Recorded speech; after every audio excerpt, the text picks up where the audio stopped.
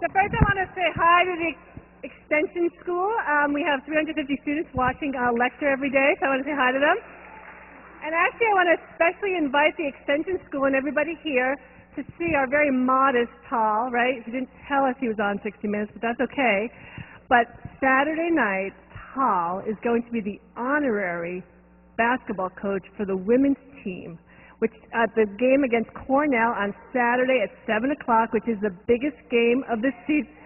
6 o'clock on Saturday, the biggest game of the season. We actually want to see every one of you here and everybody in Extension School at the game. Extension students, I will have free tickets for you. I mean, most of you, 100 of you. And so in honor of that, we have an honorary student and an honorary team, which is our very famous Kathy Delaney-Smith, the award-winning, most fabulous coach in the whole nation. And our women's basketball team is here. Come on out. These are our honorary students. There you go. They're shy. All right, so come see them in action. I'll be there with all my friends and family. Tal will sign your hand. All right, ready, guys? This is the biggest game. These are the Ivy League champs from last year. All right, give them a throw. Throw them out. Throw them out. Go, throw, throw. Let's go. Throw, throw. Hard. Let's go.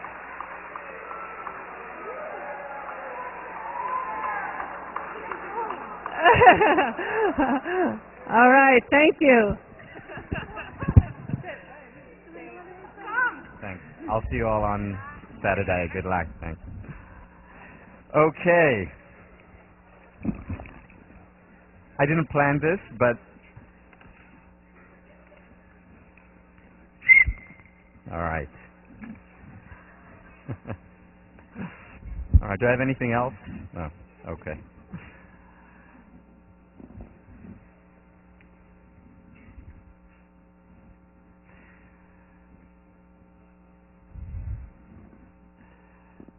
Thank you, and thank you, and we're going to continue talking about gratitude. So,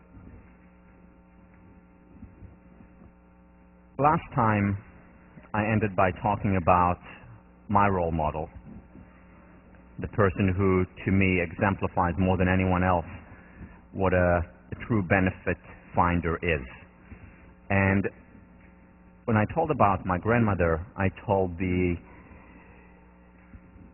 you how she wasn't ignoring what wasn't working. She wasn't ignoring the evil, the bad, the negative in her life. However, at the same time, she refused to ignore the positive. In other words, what she insisted on was staying real, being connected to what was around her. And when there was evil and bad, she was connected to that. And at the same time, she was also connected to the good. Benefit finder is not about being a detached Pollyanna. Far from it. The question that we asked last time, and I want to end the lecture today on gratitude before we move on to change, was one, why are not more people benefit finders? Why are more people not optimistic? I mean, you saw the research. People live longer, they're happier, healthier, more successful. Why isn't everyone a benefit finder? Why aren't we all optimists if it pays in both the ultimate currency, the currency of happiness, as well as in hard currency, success currency? Why are not more people benefit finders? And the answer to that was, to a great extent, because of the media. What we have in the media is magnifying, zooming in, magnifying the negative, maximizing it, having it take the entire screen, the entire page, while minimizing the positives. And in many ways, the media makes fault finders out of us. And we need to counter that. How do we counter that? On the macro level, by having good news channels, for example. On the macro level, by having more inspiring art. You know, art throughout history has changed the world. Whether it was during the Dark Ages and the transition to the Renaissance, whether it was during the 18th and 19th century with the Romantic artists and paving the road to freedom, whether it was in mid or 1930s and 40s with the Renaissance, in many ways, of Hollywood, bringing more hope to people. So art plays a very important role. and hopefully we'll continue to do so. So then we talked about the global level, the macro level. On the micro level, we talked about not waiting for bad things to happen, for a tragedy, for something external to happen, for us to be grateful. Because when we're grateful, by definition, we don't take something for granted. And then we shared, and you're also reading the research on gratitude. The key when doing it, when doing this exercise, and as I said, I do it every single day. I've done it since the 19th of September 1999. Every single day, religiously. The key to doing it and not taking this exercise for granted is by maintaining freshness through. If you want, doing it once a week. It's better to do it once a week mindfully than doing it every day and just take it for granted. Okay, check, did that. But ideally you want to do it every day, because by doing it every day, that's when you form a habit, that's when you transform your thinking. And if you do it every day, the key is to vary, to think about different aspects every day, to think about different aspects of your family, if you write family every day, to write about work one week, to write about home the next week.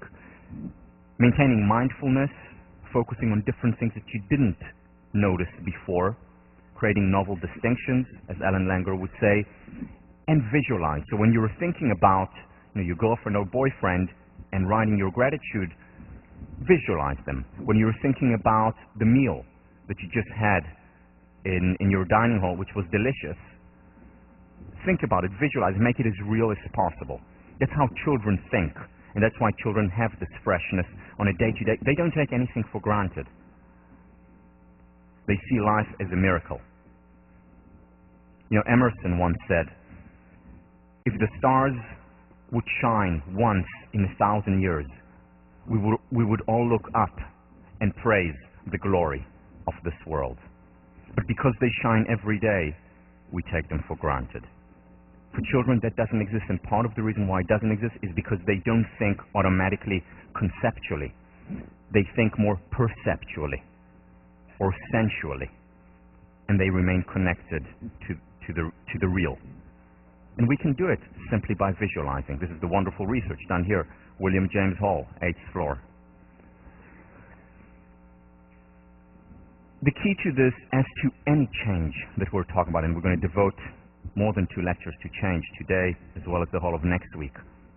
The key is to do it, to just do it. There are no shortcuts. It's not because you've been through a lecture on gratitude and you really understand what a benefit finder means. That will not in and of itself make you a benefit finder.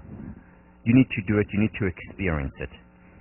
And it's only through that over time, you will begin to see more and more of the positive in the world and counter the current schema that most of us have literally been imprisoned by, the fault finder schema. William James, in 1890, said that it takes about 21 days to change a habit. It's probably a little bit optimistic, may take a little bit longer, but try it for 21 days. See what happens. There are some people, and I know some of you have already started this after last class. Some people see the benefits immediately, and then the benefits may go away, and then they see the benefits again 6 months later. But try it for at least 21 days, at least a month. Next week it's also going to be your task as part of your weekly assignment. But start today, don't wait. No other way to change. Because what you're doing is gradually chipping away the excess stone. That excess stone, the limitation that has been put on us by the schemas that are all around us, by the news that you read this morning, by most of the conversations, internal conversations that go on, as well as external conversations. And what you're doing when you're doing this simple exercise, and the reason why it works so well, remember, people who do it regularly and mindfully are happier, healthier, are more generous and benevolent, more successful. The reason why it works is because what you're doing is chisel by chisel, chipping away the excess stone. In my book, I talk about Ohad Kamin, my teacher, and I've spoken to him about him a few times in the class. He told me a story once when he was not much older than most of you. He was in his mid-20s, left Israel to, was living in Europe for a few years, ended up in Holland. And after a while, he found himself homeless, literally living under a tree. Cold, it was the winter, penniless, didn't have any money, and without any friends, absolutely miserable. And somehow, for some reason, he said, okay, he was in this depression for a few weeks, and then he said, well, let me try something. Took out a piece of paper, and on this piece of paper simply wrote everything for which he's grateful. So the kind of things that he wrote there, as he told me, Beethoven's Fifth, he loves music. He wrote his parents, who were in Israel. He wrote vanilla ice cream, which until today is his favorite. He thought about his friends back home. All the things, and made a long list of all the things in the world for which he is grateful. And he credits this experience as the turning point in his life. Why? Because he started to focus on something else. Not just on the impossibilities, on the terrible, but on the possibilities, the wonderful. Do this experiment, and by the way, he has this, he's now 55 years old. He has this piece of paper with him, crumbled but still there in his wallet, reminding him that there is so many wonderful things in the world. Just think about the kind of life that we're leading. Back only 200 years ago, who could afford to listen to their favorite musicians or to watch their favorite actors, favorite plays? Who could afford to do it? Only royalty, and even then they were limited in terms of which musician was in town or what players were in town. Today, we have it literally at the tip of our finger, whether it's on our MP3 or on our DVD player. Imagine, just think about the luxury that we're living in.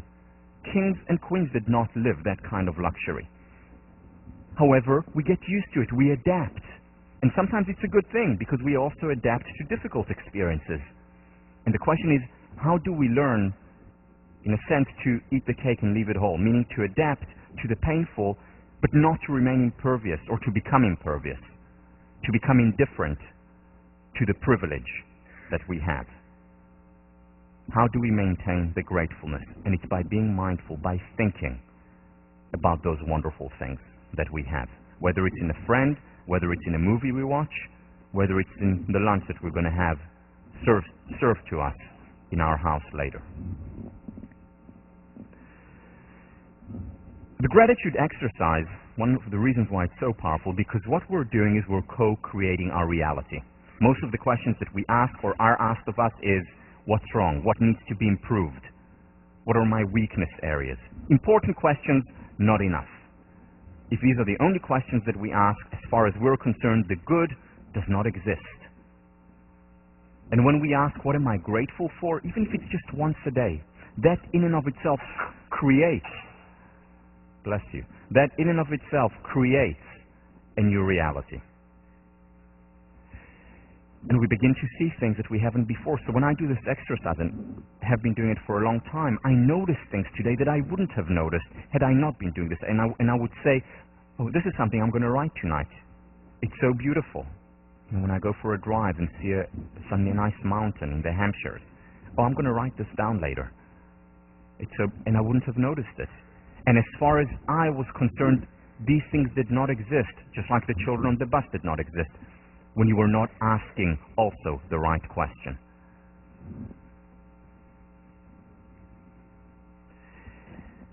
It's important to express gratitude, obviously, not just to ourselves, but also to others. A lot of research on that, too. This was done by, and you're reading or you have read the paper by Seligman talking about expressing gratitude to others, whether it's in the form of a letter or a visit or a phone call. And the key with expressing gratitude, this is not just a thank you note. Dear Mom, thank you for being so great. Love me.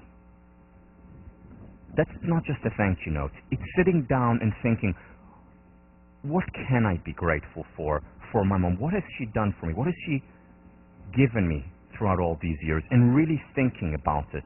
Or it's really thinking and saying, what did this teacher from 3rd grade do for me? Not just talking to my friends about, I had a wonderful English teacher in 3rd grade, but sitting down and thinking, what am I grateful for? What did she or he do for me that has contributed so much to my life, to who I am today? Or my roommate, who always goes out of his or her way to help. I'm really grateful. And to think about it, not just to, at the end of the year or over the summer, oh, you're great, you're terrific. Really think about what these people, the important people in your life, are doing for you and express it. Don't take that for granted. Don't take for granted the fact that they know how grateful you are. Yeah, of course mom knows, of course dad knows that I'm grateful and that they're terrific. Don't take it for granted. Express it. Again, either in a letter or by phone or in person. One of the most effective interventions out there today is expressing gratitude to others, especially this one. Writing a letter of gratitude and then visiting the person to whom you are writing and reading them the letter. Cheesy, I agree. A little bit embarrassing sometimes. You cannot imagine the kind of result that people get when doing just this gratitude visit. But even if you don't visit and you do feel self-conscious doing it, I do recommend doing it, but if you feel self-conscious, send a letter. Make that phone call, and before it, just think for a few minutes, what am I going to say? What am I really grateful for? Again, whether it's to your parents, whether it's to your friends, whether it's to your 1st grade teacher, just do it. Whether it's to your coach. The largest peak, boost, spike in well-being when we express gratitude to others. Quite remarkable if you think about it. And if you think about it further, it is a win-win, because obviously you get the benefit. This is what the research shows. We feel good when we express it, and the other person feels good too. They benefit a great deal, so you're creating a win-win, an upward spiral, because that person is then more likely to express gratitude to others. The best way to lead is by example. Be the change you want to see in the world, as Gandhi said. So you want people to be more grateful? Express gratitude to yourself. They're more likely to then take it on and express gratitude to others. So not only are you starting an upward spiral between you and that person, but also potentially between that person as well as others. Paying it forward, paying it forward. The downside of this intervention is that while it leads to a spike in well-being, that spike usually goes away after about a month. It varies. It can go away after a week or after 3 months. But the average, it goes away after about a month, the spike to our well-being. So the key, if you want to maintain the spike, is to do it regularly. Either once a week, once every 2 weeks, once a month, do it. You can do, 1 week a gratitude phone call and make it a ritual. The next week, gratitude letter. The week after that, a gratitude visit. Or something like that. Again, variety. Variety really helps here. But do it regularly as a ritual. And when we talk about change next week, we'll talk about the importance of rituals. Because in many ways, that's the only change for real, lasting change. Here's one of the surprising findings that Sonia Lyubomirsky found. What she found that if we write that letter, we get a spike in our well-being even if we don't send it.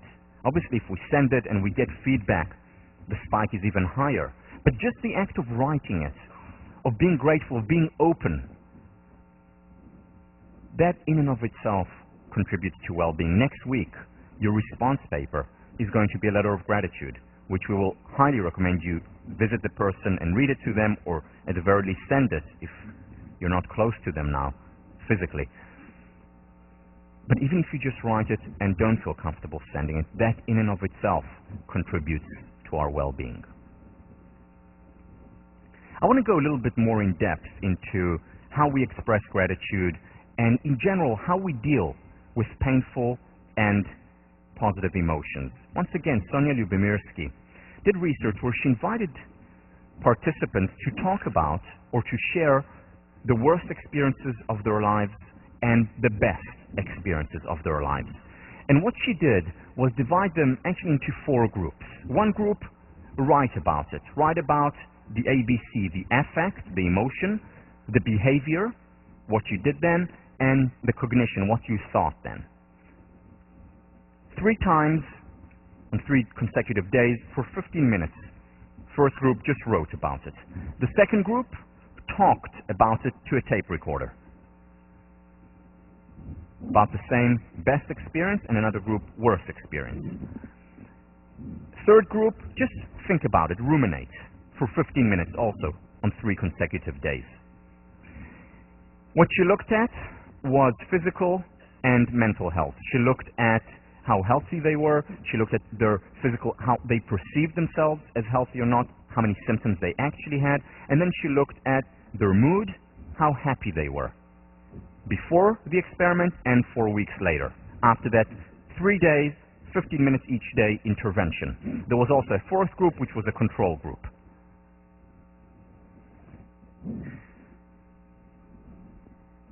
Here is what she found. So basically, you have a 3 or a 4 by 2. Writing, talking, and thinking. Study 1 worst experiences, study 2 best experiences. Those who wrote, let me just explicate this, those who wrote about their worst experiences actually felt better and were physically healthier compared to the control group 4 weeks later. Those who talked about it to a tape recorder, remember about what they felt, about what they've been through, about what they thought at the time, what they're thinking now, 15 minutes, 3 days, actually felt better after talking about it. Those who thought about it, who ruminated about it, without talking, without writing about it, actually felt worse and were physically less healthy a month later. The second study, where they wrote about their happiest experience, we see the opposite trend. In other words, those who wrote about it, on what they experienced, how they experienced it, what they learned from it, on 3 days for 15 minutes each time, actually felt worse physically as well as mentally after a month. Those who talked about it, also about the ABC, the affect, the behavior, and the cognition, also felt better and were less healthy a month later.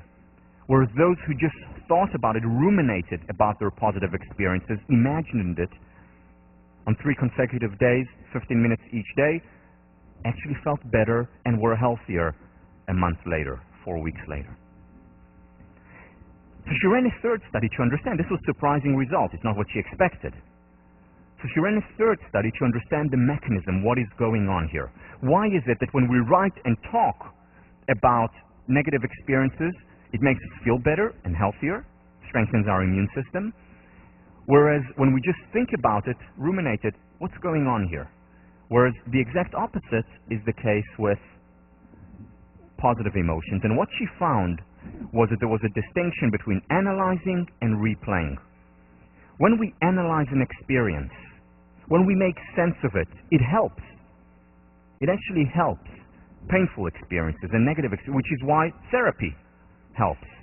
And what helps in therapy more than anything is less the technique, less the years of study that the therapist had, less the experience that the therapist has. These things matter, but not that much. What matters most is, are they empathic? In other words, are they good listeners?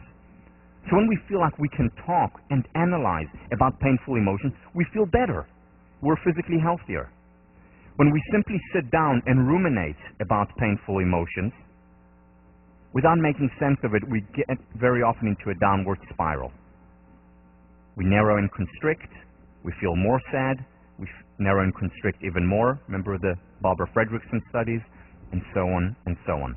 In contrast, we're not sure why, when we analyze a positive experience, really analyze it and try to understand why it happened and so on, and we do it 3 consecutive days, it actually doesn't help. We don't understand why, but maybe it's because it takes out the fun, the spontaneity from the experience. However, when we just ruminate about the positive experience, just think about it, then it contributes to our well-being. The gratitude exercise is about replaying the experience. It's exactly that. In other words, it's thinking about our happiest experiences of the day, which leads ultimately to positive outcome. So what is this saying about the permission to be human? How is it different? Because the permission to be human is also very much related to being happier and healthier in the long term. Well, here is the difference. With the permission to be human, we give ourselves the permission to experience the emotions. For as long as necessary, if we just lost someone, it will be much longer than if we just didn't perform so well on a test. But we give ourselves the permission to experience the experience. And then we ask ourselves, so what would be the most effective way to act now? And one of the most effective ways to act would be to share that experience. One of the most effective acts would be to just write in our journal. That is active acceptance. Not just ruminating and staying there with this painful emotion. Now, one of the things that I thought about it also in the context of my grandmother's experience is, why is it that, and we'll talk about PTSD in a few minutes, why is it that so many people in the United States coming back from Vietnam, 30% of Vietnam vets experienced post-traumatic stress disorder? It affected their entire lives. Whereas people who have been through the Holocaust know no less terrible experiences, very often much worse experiences. People who have been through the Holocaust, percentage-wise, there are far less people who have PTSD, post-traumatic stress disorder. Why this difference? I mean, I know in Israel, 50% of the older population, when I was born, 50% of the population were Holocaust survivors. I didn't see much post-traumatic stress disorder there. Whereas again, 30% of Vietnam vets have PTSD. The jury's still out to see how many of the second Iraq War will come back with PTSD. But the numbers are going to be staggering too. Why? What's the difference? And I think this explains the difference. You see, Vietnam was not a popular war. Many of the vets who came back to their homes, to their country, didn't talk about it openly. They kept it inside them. And what they did was they were right here. They were thinking about some of their worst experiences, replaying it in their minds over and over and over again. And the situation just got worse and worse and worse. In contrast, people coming from, again, no less terrible experiences in the Holocaust, they came back to their village, they came back to their country, they came to Israel, and what did they do there? They talked about it. They talked about their experiences, most of them, not all, most of them talked about their experiences with their friends, with their family, constantly talked about it. They were here. And over time, it helped them move on and continue. So the best advice from this study, and you know that. Again, we know, as I told you, I'm not going to teach you much new in this course. Just want to remind you how helpful it is to have a support group, how helpful it is to share with friends, with family, with a therapist, with a journal in writing. And we'll talk about journaling next week. One of the most effective interventions, both for positive as well as negative experiences. Only we write in a different way. One we analyze, the other we simply replay.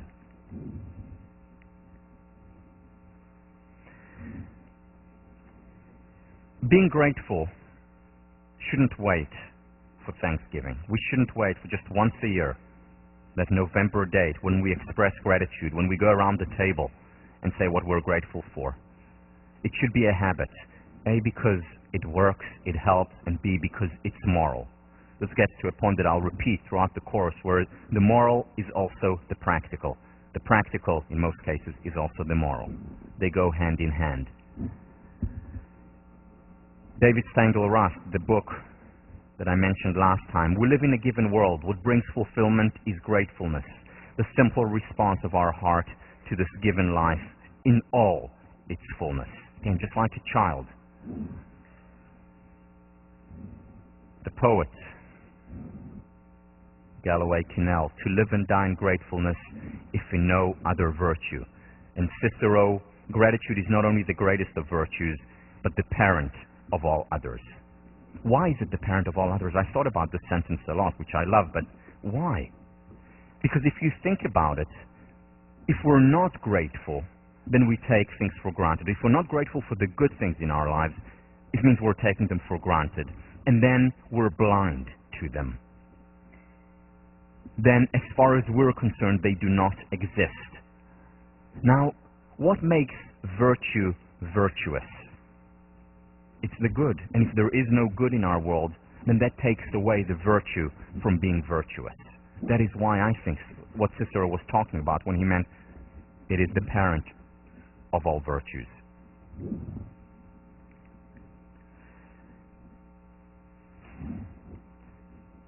Another consummate benefit finder is a Radcliffe student, or was a Radcliffe student, Helen Keller.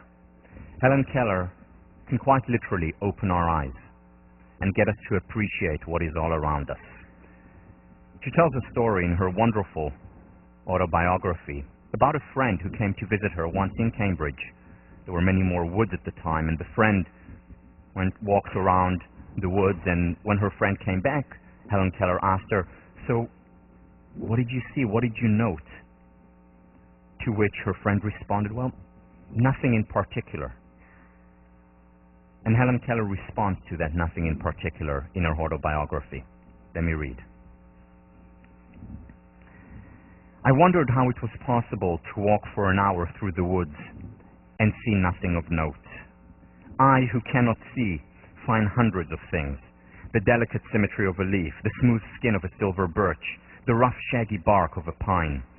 I, who am blind, can give one hint to those who see. Use your eyes as if tomorrow you will have been stricken blind. Hear the music of voices, the songs of a bird, the mighty strains of an orchestra, as if you would be stricken deaf tomorrow. Touch each object as if tomorrow your tactile sense would fail. Smell the perfume of flowers, taste with relish each morsel, as if tomorrow you could never taste or smell again. Make the most of every sense. Glory in all the facets and pleasures and beauty which the world reveals to you."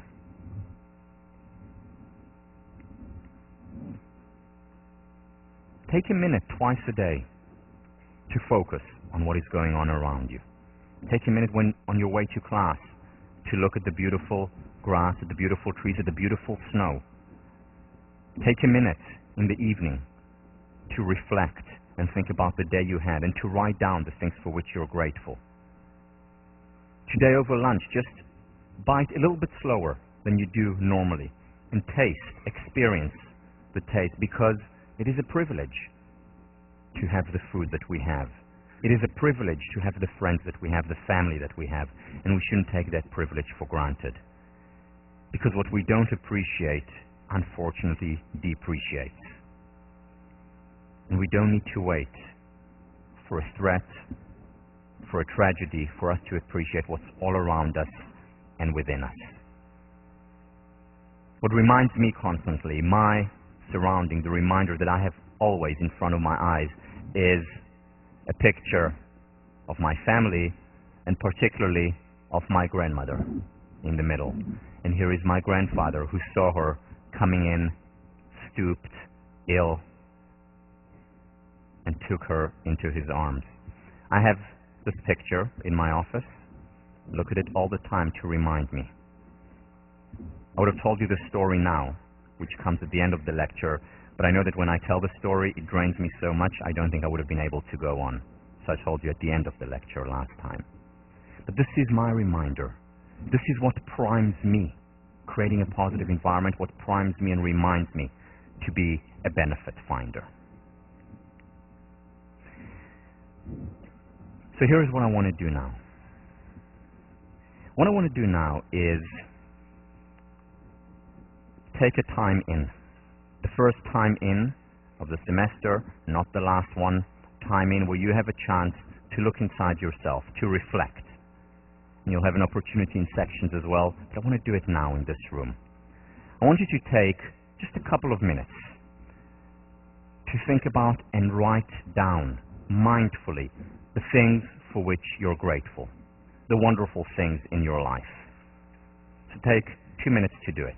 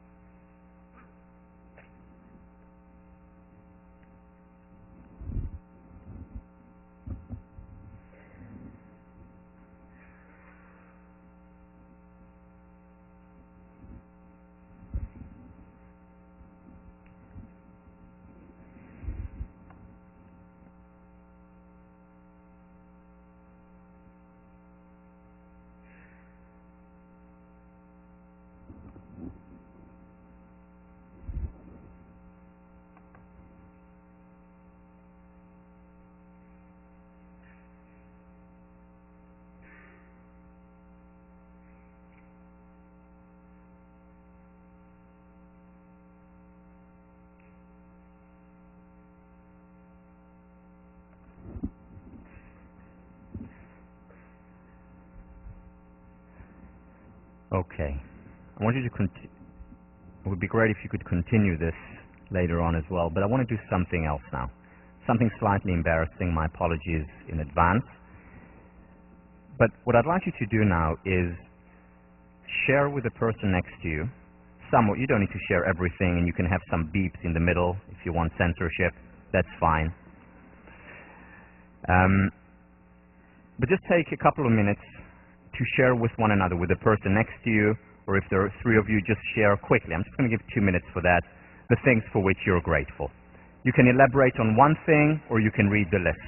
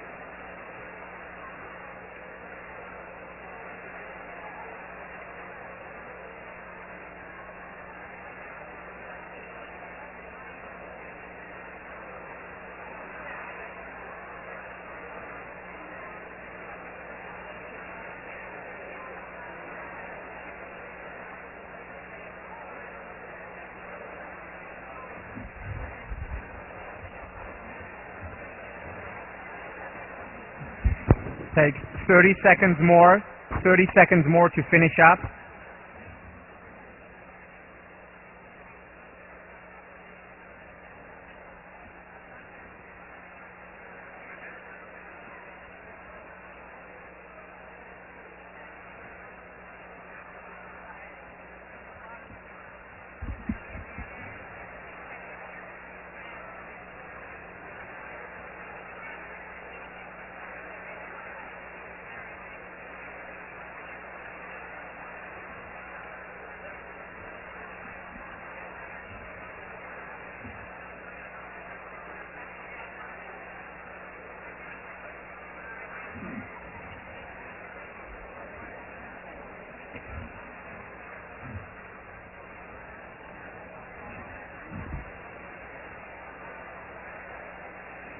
Okay. You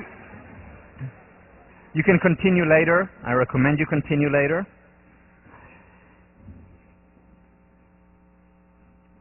Very simple intervention that goes a long way. If we just learn to focus on the positive, we co-create a more positive reality. What I want to do now, before moving on to the next lecture on change, I want to say a few words about the final project. Remember, the idea of the final project is basically a presentation, anywhere between 20 to 30 minutes, that you will create. This is both for the extension school as well as for the college students. 20 to 30 minute presentation that you will hand in as or about any topic within positive psychology. And by the way, that could also be positive psychological interventions for depression or anxiety. It could be about gratitude. It could be about the mind-body connection. It could be about spirituality and religion. It could be about self-esteem. What I would urge you to do is find the most personally meaningful topic that you want to research. Remember, what is most personal is also most general. So if you are very much interested, passionate in spirituality, do that. If you really want to understand more and be able to apply to your life more positive psychological interventions for, public speaking anxiety or whatever it is, do it on that. The more personal you'll get in that paper, the more you'll get out of it. You will hand it in as a written text. 20 to 30 minutes is about 10 to 15 pages of text, and this is what you will ultimately hand in. You will give both a written text as well as slides. We're not going to grade you for how beautiful and how amazing you are at PowerPoints, but we do want you to hand in slides that will be the outline for your talk. Now, the only part of this that will actually be graded is what you hand in at the end, meaning the text of your lecture. However, in addition to that, the part that will be graded pass-fail, meaning you have to do it, but you're not going to be graded for it, is to give the presentation to other people from your section. Those of you in the extension school will give it to other people in your community. The idea here is paying it forward, getting an idea and doing it. That's how I actually started my speaking career. I had a topic that I was personally interested in, and I gave it to the squash team. I talked about it just to people close to me. And I had a topic, and that evolved over time. So what we want you, for those of you who haven't had experience, is to first of all synthesize material in a topic that you care about, that you think will make a difference in your life, and second, to be able to pay it forward. It has to have reference to research. This is not just a personal story or an autobiography. It has to have reference to research, in addition to, of course, stories that you think capture the point. Probably the most effective way of communicating an idea is through stories. You probably will not remember 10 years from now the research on self-efficacy, but you're much more likely to remember the story of Roger Bannister. So people remember stories, they connect to stories. But at the same time, this is an academic paper, and we want to bridge Ivory Tower and Main Street. So have references to research. And these are the things that would be optional. You can have film clips. If you have a film clip in it and it's a 10-minute film clip, it doesn't count as part of the 10 to 30 minutes, especially if you have a 20-minute film clip, unless it's you giving a lecture, which is fine. And include exercises. So if this was a workshop, what exercise would you do? Would you have, the participants express gratitude to one another? Would you have them write in a journal? Would you have them go out and exercise physically later? So include exercises as well. Here are the dates. So this is, these are your deadlines, or rather your lifelines in this project. March 20th, just before spring break, all you need to do is let your TF know your topic. One word, one sentence. It's gratitude, it's spirituality, it's mind-body, specifically physical exercise.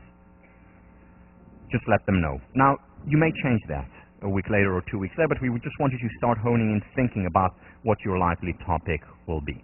So that's March 20th. April 7th, give you some time after spring break so you don't have to work on it over spring break, though we hope you will at least think about it and read some stuff over spring break. April 7th, one-page outline, a draft of your topic. Again, this is not graded. This is just for you, meaning pass-fail, where you have to hand it in. Just for you, and then you can talk to your teaching fellow about it. By May 3rd, give the presentation to at least 3 or 4 classmates. If you're at the extension school, give it to other people and ask them for feedback. And you will get feedback, ideally written feedback, and we'll talk to you about the process later on when the time comes. Again, this is not graded. It's for you. It's for you as well as for the participants, because you're paying it forward. It can be a rough draft. It is a rough draft. And they'll give you feedback and say, well, what I felt was missing was maybe an extra story, or I felt like you weren't grounded enough in research,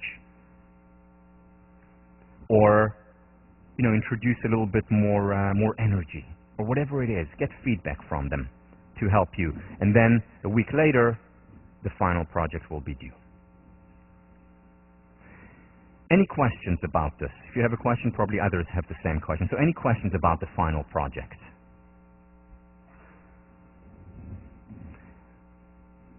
Okay, think about it. Yes, question.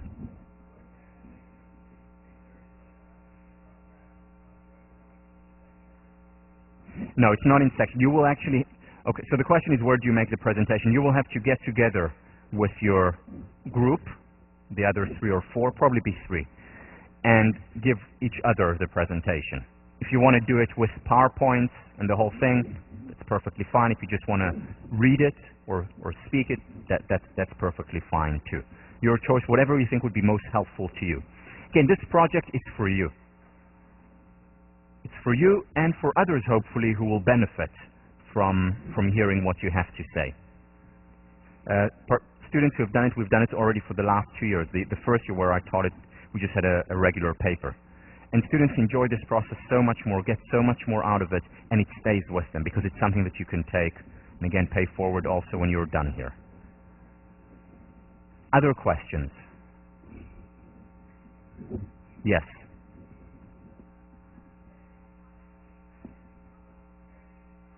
Yes. Good question. So are you supposed to narrow down a topic as opposed to being very general, like spirituality? Up to you. Up to you. You can give an overview and then at the end of your presentation say, these are some of the interesting studies, but if you want more information, you can look there. Or you can do something very particular. So the benefit of church going, or the benefit of aerobic exercise. It can be very specific or much more, or the psychological benefit of aerobic exercise can be very specific or very general. Up to you. Whatever you think will be more interesting to you. And what often happens, and we found this, is that once you get into the literature, go through PsycInfo, read a lot of studies there, that's when you understand, okay, I have so much material on just this specific point, I'm going to focus here. Or I really want an overview of this whole topic. And then in later presentations, or I'll create a whole class just based on this topic later on. Or a website. There are actually many students who created websites based on their project. There was another hand up there, or were you just saying hi? Hi. Yes, Deb. They can't hear you. They can't hear. For extension students who are all over the world, you're going to pick 2 or 3 people anywhere. Family, friends, whomever it is, but people who will be beautiful enemies to you, who will give you real feedback because they care about you. Good. All right. Well, right, if you have further questions, ask your TF or ask me.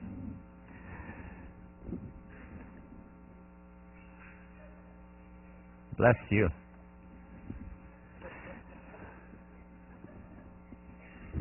Change. In many ways, we've been talking about change the whole class. This class is about change. As I said on the first class, I wouldn't be teaching it if I didn't think people could change. And when I talk about change here, I'm talking about different levels. Whether it change in terms of introducing a habit. I want to start exercising 3 times a week. Why? Because as you'll see a few weeks from now, exercising 3 times a week has the same effect as some of our most powerful psychiatric drugs. Or let's say a habit you want to introduce is, I want to introduce more spirituality to my life. Or change could be, I want to be happier. I want to experience less anxiety, general anxiety or specific anxiety before tests. Whatever the change you want to introduce in your life, there are certain patterns, certain approaches that work, certain approaches that don't work. And what we're going to do in the next 2.5 classes is differentiate what works and what doesn't so that you can apply it to your life. So first of all, we've talked a lot about change. Let's recap some of the things that we discussed. First of all, on the second class we've already mentioned this. The change is hard. And there are a lot of studies to show how hard change is.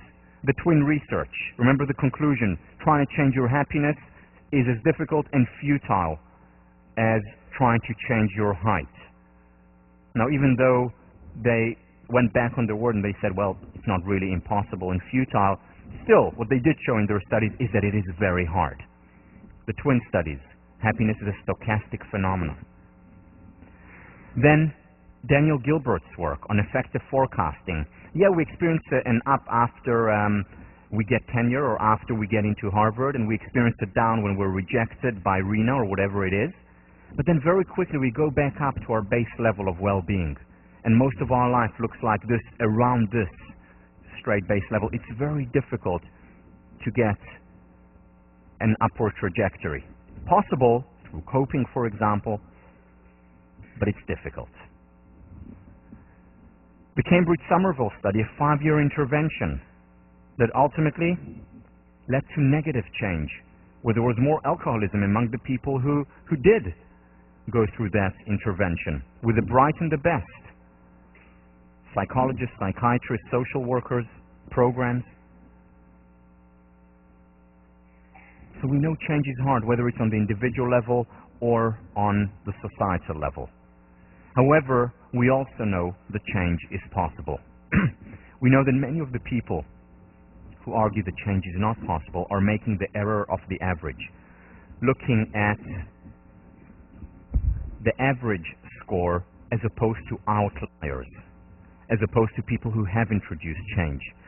And when we study change, it's the exception that proves the rule. So if change is possible, if some people have been able to change, whether it's through therapy, whether it's by reading a book, whether it's being part of a class, whether it's through a conversation, sometimes a single sentence that makes a difference to an entire life, there are the exceptions, but the question is no longer whether or not change is possible. The question is, how is change possible?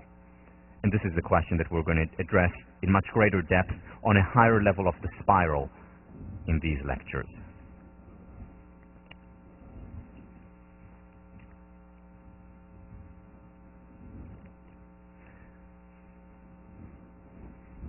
What does change look like?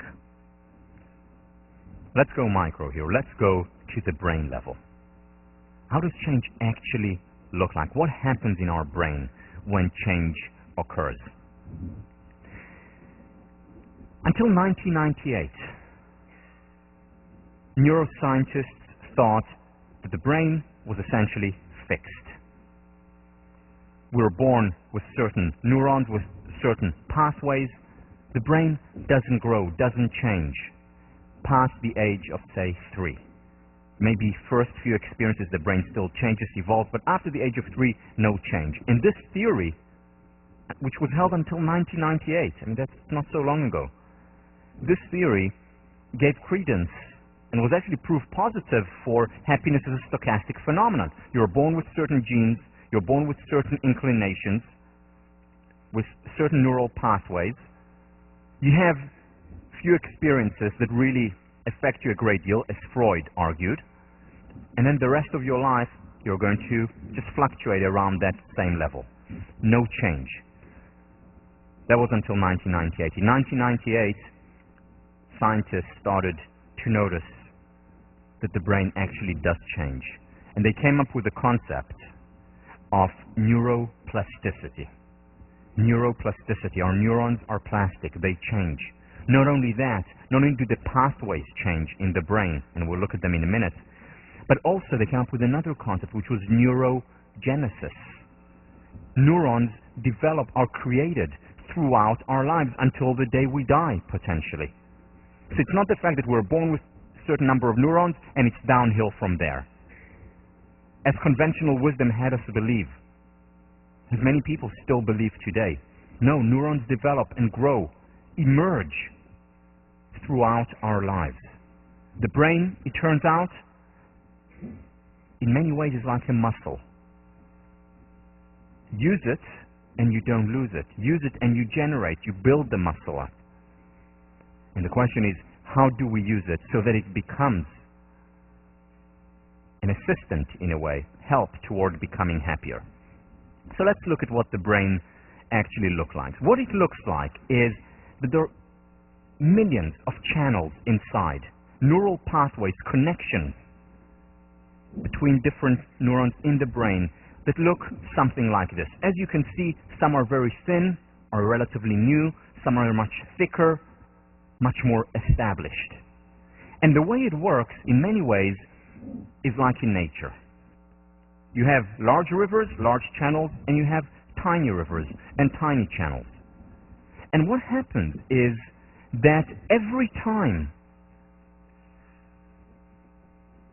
a connection is made between neurons, in other words, your thought pattern follows a certain path, that path grows, just like a river. Every time the water passes there, it gets this much wider. And when there is no water there is no work being done in the neuron, metaphorically speaking, it shrinks a little bit.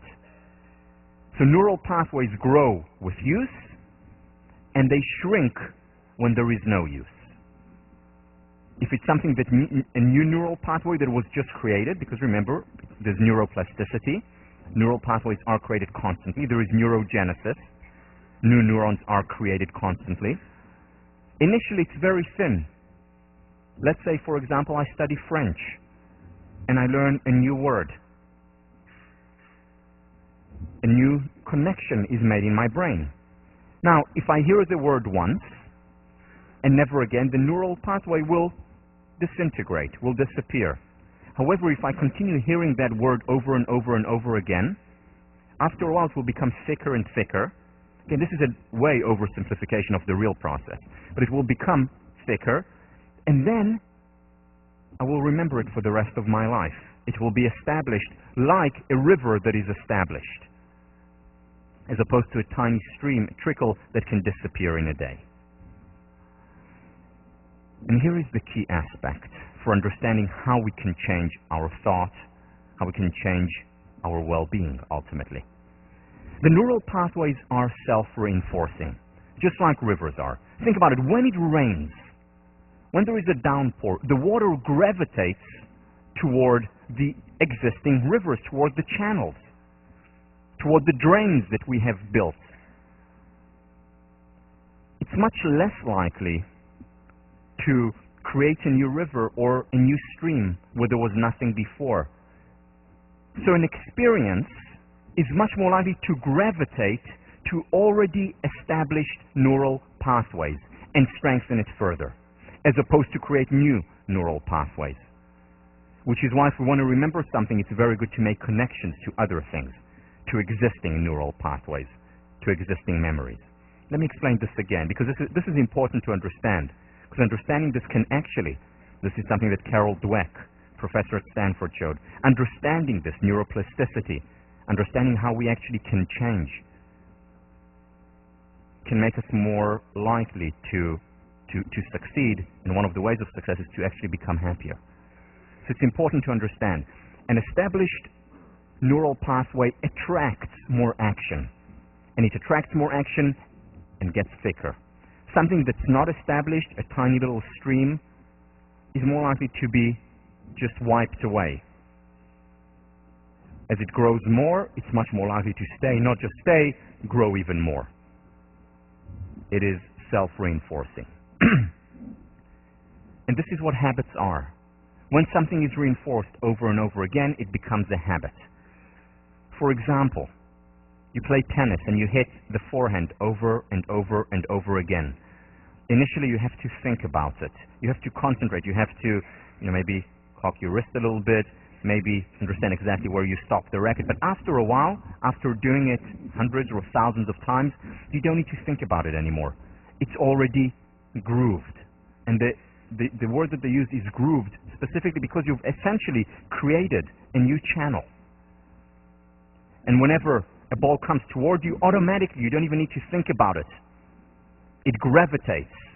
Your mind gravitates toward that particular path or paths, many paths, that tell you, lift it up and hit. It's automatic. Same with music. And what they have shown is that people who practice music regularly or practice a sport regularly, their brain actually changes its shape. More neural pathways are created around these areas that mean, let me play a C now, or let me move my fingers in this way, based on something that I see on the page. Certain neural pathways are created, and the brain actually becomes thicker in these areas, where more experiences flow, and the more we do it, the more they flow, until it becomes grooved, and I don't need to think about how to play a C minor. It's automatic. They did research, and this was the first research, or one of the first research projects, where they found that the brain actually changes. They took taxi drivers, or freshly minted taxi drivers from London, and what they had to do to get their certificates and their approval, they had to study the map of London. Now, the map of London is much more complicated than studying the map of New York, those of you who have been to London. But they studied and they spent a lot of time, and what they found was that their brain, part of their visual cortex, actually changed from before they started to study the map of London to after. Because they were working that part of the brain, they had experiences, and these experiences created grooves inside the brain. So when someone said, Oxford Circus, immediately they knew what street they need to take to Oxford Circus. Their brain actually became bigger. It changed. There is neuroplasticity. And that's wonderful news. It's really wonderful news because it means we have control and we can introduce change. Now, in our brain, there are both healthy and unhealthy pathways. So, for example, some of the negative channels may be one of a consummate warrior, someone who worries a lot, that every time something happens, immediately they gravitate toward, okay, so what does that mean for the future? Or what does that mean now for my prospects? Or what does it mean for today? Constantly worrying about things, even good things very often. They immediately interpret it as something to be worried about. Or fault finding. That's pathways in the brain where I look for, again, they're self-reinforcing, I begin to look for in my world for things that go wrong. Remember my personal experience where when I got the fellowship as a senior here, and I got the fellowship and immediately my brain gravitated toward, okay, but why didn't I get that other one? I had so many things to be grateful for. But as a fault finder, immediately the neural pathway, the river that this experience fell into, was the largest one. And the largest one for me at that time was being a fault finder. Then there are positive channels as well. What are the positive channels? Benefit finder. A person who is able to find benefits even in the hardest circumstances. May not say that things happen for the best, but people make the best of things that happen. The optimist. Again, much larger, much wider channels for optimism, and experiences gravitate toward there. Today we know much more how the brain works and where these channels exist. So let me give you an example of one of the things we know.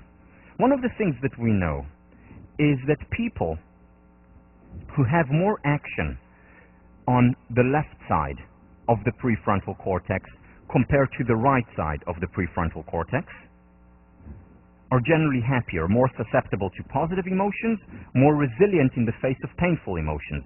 More activation here, prefrontal cortex, compared to the right side of the prefrontal cortex. People who have more activation on the right side compared to the left side of their prefrontal cortex are generally more depressed. Now we know that today because we have fMRI, because we have EEG, we can see how much the brain works on each side.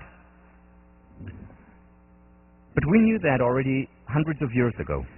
We knew that this side was associated with positive emotions, and more activation on this side, on the front, is associated with painful emotions. How?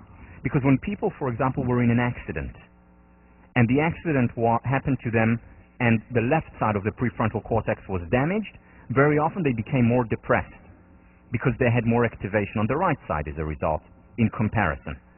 People who had an accident on the right side, on the other hand, on the right side, very often became happier.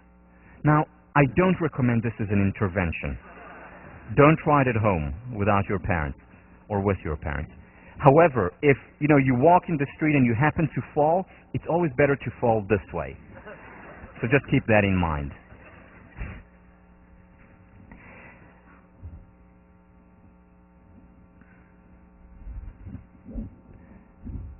The important thing to keep in mind then is that very often the same trigger causes very different reactions. Again, the world is not just the external world, it's also the internal world. Remember, to the same mind, as Emerson said, the same world can be a heaven, or to different minds, the same world can be a heaven or a hell. Depends where that experience gravitates towards. Over the years, I've become much more of a benefit finder through the exercise, through thinking about it, by writing, keeping a journal, by physically exercising. I've become much more of a benefit finder. I've done a lot of work in that. One of the great fortunes of my life is that I married a consummate benefit finder. Tommy, my wife, doesn't have to work that hard at it. So, for example, we would come back from a party, and there was someone at the party who couldn't stop talking. Have you encountered a person? Well, couldn't stop talking, and I'm just about to tell Tommy, this person just couldn't shut his or her mouth. And what would she say before I opened my mouth? She said, see how wonderful that person was, and he or she is so passionate about what they do. So for me it was talkative, for her it was passion. Again, automatic going there. There is a genetic set point, and we'll talk about the genes, that lead some people to be much more benefit finders than others. But at the same time, we can work on it. We can work on it pathway by pathway. And what we're doing there is quite literally transforming the brain. We'll talk about during the week on mindfulness, on meditation, that meditation, for instance, regular yoga, actually changes the pathways in our brain, makes us more active on the left side compared to the right side, thus making us more susceptible to positive emotions, more resilient in the face of painful emotions. We can change the brain, neuroplasticity and neurogenesis. We're going to talk about two types of change in this next week. The first type of change is the gradual approach. This is the change of gradually chipping away excess stone. This is the change that we see in nature with the water sweeping away the stone, making it thinner. Over time, making it smoother. The gradual change. This is the change that we mostly see in the world. It's the healthy change. There is no quick fix. It takes time. However, the change process can be as enjoyable as the outcome. Think about learning how to play a musical instrument. It takes time, and it's, by the way, the same process, because we are creating new neural pathways in our brain when we learn a musical instrument. We can enjoy the process, the 10 years that it takes us to get to play in a concert in Leverett, JCR. We can enjoy the process of getting there before we're there. So the change process in and of itself can also be fun. We can enjoy the journey as well as the destination. It takes time, a lot of time. Then there is also the acute approach to change. You know, if the metaphor for the gradual change was the water breaking down stone, the metaphor for acute approach is taking a sledgehammer and breaking the stone. You know what Moses did. The acute change doesn't take as much time. It happens immediately. But the important thing to keep in mind with the acute change is that it's not a quick fix. The acute change very often takes a lot of preparation. Metaphorically speaking, you need a lot of strength to pick up that hammer and to have the power to put it down. So it takes time. Both take time. And that's important to keep in mind. Why? Marty Seligman. The belief that we can rely on shortcuts to gratification and bypass the exercise of personal strength and virtue is folly. It leads to legions of humanity who are depressed in the middle of great wealth and are starving to death spiritually. This is one of the main reasons for the unhappiness in the world today. I alluded to it, but I want to elaborate a little bit more before we end. How many here have read, by the way, the 7 Habits of Highly Effective People, Stephen Covey? Okay, quite a few. It's a wonderful book, one of the best, if not the best, self-help books out there. Stephen Covey, at the beginning of the book, talked about the research that he did for his PhD, and what he did was look at the success literature of the last 200 years. And what he found was that there was a real cutoff point in 1930. Until 1930, 19th century and beginning of the 20th century, self-help was about character change. It was about changing who you are from the inside. It was about struggle and hard work and failing and getting up again, going through hardships and changing step by step, slowly, gradually. 1930, radical change. From character change, it became quick fix. Think and grow rich. How to win friends and influence people. Do it now. The secret. Quick change, immediate change, easy change. And from the 1930s, what we see is a decline in people's levels of well-being. Much more depression, much more anxiety, and one of the reasons is that people hope and believe that they can find the quick fix. There is no quick fix. It takes time. It takes time to change. However, the change process can be as enjoyable, as fun, as exciting as ultimately achieving the change. And next week, we'll talk about that wonderful process. Have a good weekend.